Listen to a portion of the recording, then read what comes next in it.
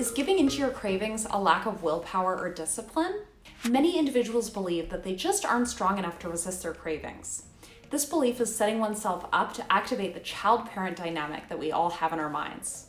The child within us says, I want a treat. The parent within us says, don't you dare have that treat. Now the child wants to rebel and have the treat. You give in and you have the treat. Then the inner parent, you scold yourself. Now you judge yourself for not being strong or disciplined enough.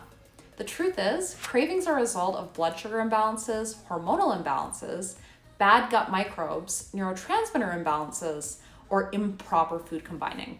Once you crack the code on balancing the above through diet, lifestyle changes, supplements, cravings are a thing of the past, and you can stop activating the inner child and parent dynamic and stop making yourself wrong for wanting a treat. You will be able to enjoy treats because you are choosing to enjoy a treat, not because you have an uncontrollable craving for sugar or whatever else.